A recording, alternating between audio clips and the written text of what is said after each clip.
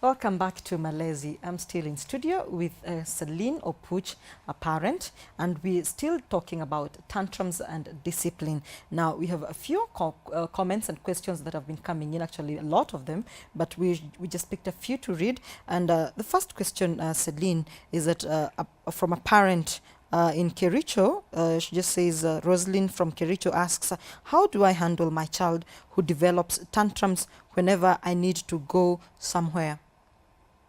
Okay, Rosalind, I think what Rosalind needs to do first, or should have done actually, is from a very young age, as parents, we need to teach children to say goodbye, to know that we will leave. Sometimes you have to go back to work, or, you know, we have to leave the children at some point at home and go run some errands and come back home. Yeah? So it's paramount that we teach our children to know this, that we will live, and when we leave, we are not living permanently as it is as of now, right? Yes. So we're living and we will come back. So it's good for them to see us living, like engage your child in, you know, let them know that you're leaving and you'll be back. Let them see you leave, because what happens mostly is we tend to hide. Yes. And sometimes we start practicing this even when there's no need to. So we are the ones who teach our children that I will have to hide. So in my mind as a parent, I've already assumed that if I'm to leave my baby with the nanny, they will cry. Okay. So what I do is I hide. I get them engaged with something else, either TV or give them something to play. The nanny walks away with them, and I hide and leave. When they look back, they can find and you. They can find. So this child assumes the whole time that I am within. I'm maybe in the bedroom, or I'm somewhere within in the house, right? So if in an event where they have to watch me walk out, then they will cry. You know, they will panic. There's that panic that they have. They feel like they're being left with this strange person or something like that. Okay. So personally, what we did with my son is from a very young age, we taught him to say goodbye. Okay. So we'd bring him out to the door, and he would say goodbye, and we'll wave and say bye, and he would watch us leave. And when we come back home, we say we're back. And he learned that. And initially what we would do is actually we'd take him and sit with him in the car, and drive around with him, and then bring him back and say goodbye. And he was so perfect with that. Up to date, my child, as I said before, is 2 years. He doesn't cry when we're leaving. Okay. Even if he's busy and he's so engaged in watching his cartoon or whatever it is he's doing, I call him. Baby, bye, mommy's leaving now. So he knows mommy will leave, but mommy will come back. Oh, okay. Yeah. And that right there is a wonderful tip for parents who are used to hiding. I mean, I think a lot of parents are guilty of that, but a wonderful tip right there, that it's proper to just tell your child goodbye, so that they do not associate goodbyes with crying and with pain. Now, another comment from Sarah. How do I help my husband develop patience because I'm scared, develop patience for my child because I'm scared of all the stories I read and hear? Now, this is a very worried parent of all the stories that go on. You've had very weird stories of house girls assaulting children. So this is a parent who's very worried. How does she link? Well, Sarah's worries are justified. Only, I don't know, sometimes it's good to call a spade a spade. Yes. Sometimes I really believe if it's someone who's not nice, they're not nice. And we can actually pick it up. The same way you have that motherly instinct, that instinct that tells you something is not right here. When you realize my child seems to freeze out or freak out when the nanny walks by, and you're like, something is not right here. We'd pick it up right from the beginning when the relationship is not really working. Yes. Now, the nanny is an adult. Okay. You cannot really shove patience down their throat. Yes. It's either they have the patience for a child or not. I'll give you an example. I once got a nanny who, it was from a bureau from somewhere else quite far. And when she arrived, I realized she was very fine with everything in the house and did not mind doing anything else in the house, but would want to delegate anything to do with the baby. Like prepare baby's food, and if I'm home, bring it so that I can feed the baby. If, let's say, my sister comes around, she would request my sister to feed my baby. And I realized she was really trying to stay hands-off. At the same time, I realized that anytime she picked baby to go change his diaper, he would cry the whole time. Oh, It was a week passed. My baby gets used to nannies in a day or two.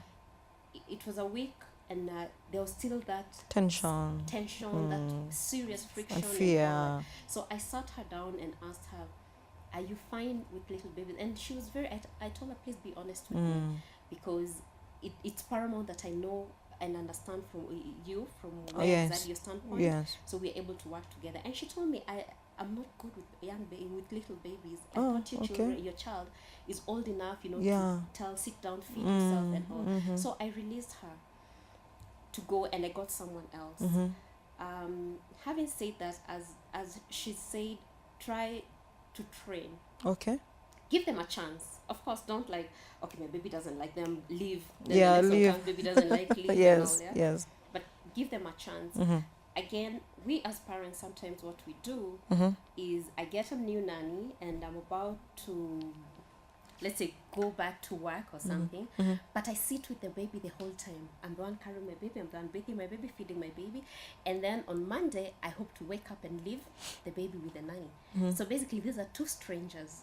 So there's tension on baby's side, there's tension on nanny's side. Yes. But what maybe Sarah could do is try and create rapport between these two people, the baby and the nanny.